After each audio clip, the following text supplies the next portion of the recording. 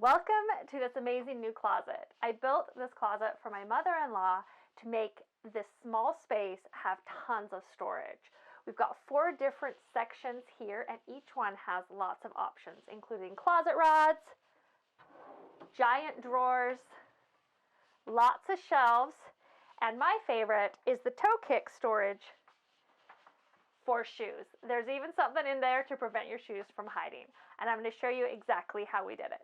I ripped down each piece of plywood so I had two 20-inch sections. Then I cross-cut those to all of the sizes needed for my closet sections. I have a detailed list of all of the exact sizes in the printable PDF plans. I'll put a link to that in the description. Once all of the pieces were cut, I added edge banding to the front of everything except for the toe kick boards. I even added edge banding to my support pieces because the underside of it is visible in the back of the cabinet. Then I trimmed down my edge banding and was ready to start assembly. The toe kick pieces are attached underneath the bottoms with pocket holes, so I added a couple pocket holes to the top of all of the pieces. Then I marked out the location of the bottom shelf as well as any stationary shelves on the side pieces. On the inside, I marked where the bottom of the shelf would go, and on the outside, I marked where the center of the shelf would go. I attached the toe kick to the bottom piece so it was set back 12 inches, which we determined was a good distance for the shoes that would be used in this closet. If you have bigger or smaller shoes, you can always adjust. Then I lined it up on my first side piece and I temporarily attached it with a couple brad nails just to hold it in place. Then I pre-drilled holes for all of my screws so that the heads would be countersunk and attached it so it was permanently secure. Then I repeated this for the stationary shelves on that same side piece. Once all of the boards were attached to one side, I rolled it over so I could place the second side on top, lined everything up, and attached it in the same manner. The small support piece was attached to the very top between the two sides to help hold things square. This also allows me to attach it to the wall later.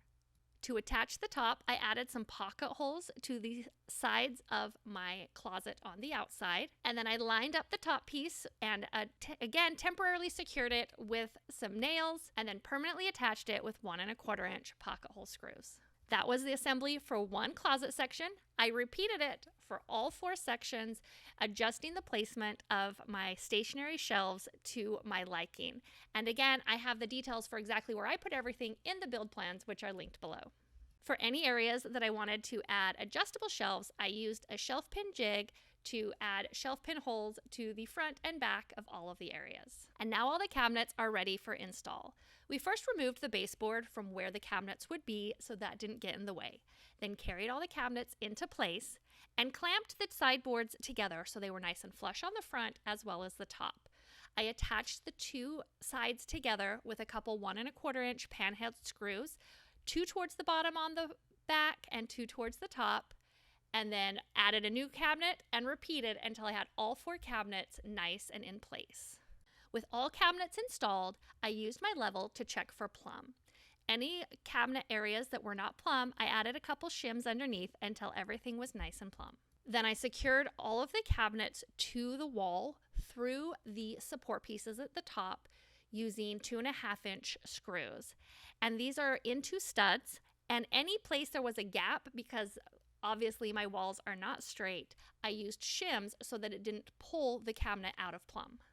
And now it's time to really up the storage by adding drawers. I made 4 drawer boxes using pocket hole screws. I do have a detailed post on my website that shows lots of different ways to make drawer boxes, and I'll link that in the description below.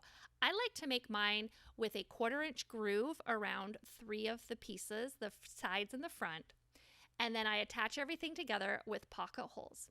Then I can slide a 1/4 inch panel into that groove, and the back is cut just short so that it slides in underneath of it. If you do not have a way to make grooves in your drawer boxes, I have other options in that blog post I'll link.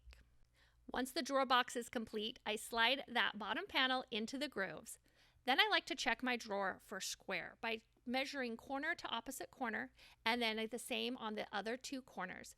If these measurements are the same, my drawer box is square. If not, I can squeeze any corners that need to be until I get it into square and the measurements are the same. Then I tack in the drawer bottom to help it hold square with 1 1/4 inch nails or 5/8 inch nails into the back. To take off the sharp edge on the inside of the drawer box, I ran a trim router with a roundover bit around it, and it really gives it a nice look. Then it was time to install the drawers. I used 18-inch drawer slides and attached them to the inside of my box, spaced properly as noted in the plans.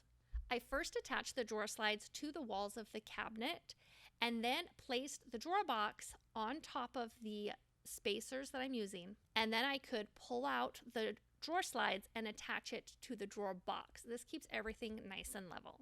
Once all my drawer boxes were installed, I attached the drawer fronts, and I'll link to a blog post I have about my hack for easily attaching these drawer fronts. I use the holes that I've pre-drilled in order to attach my drawer pulls in order to keep everything lined up perfectly. So I'll put that in the description below. Then I added my drawer pulls once the fronts were attached and the drawers were ready to go. We bought an 8-foot closet rod, and I was able to easily cut the metal with a hacksaw with a metal blade. Then I used some wooden closet rod brackets and installed them in the closet so there was 2 inches of space above the finished rod and 10.5 inches behind it. And now the closet is all done. I cannot wait to present this to my mother-in-law and let her organize it however she wants. She's going to gain so much storage space. If you like this video, make sure to hit subscribe and follow along at housefulofhandmade.com for even more builds for your home.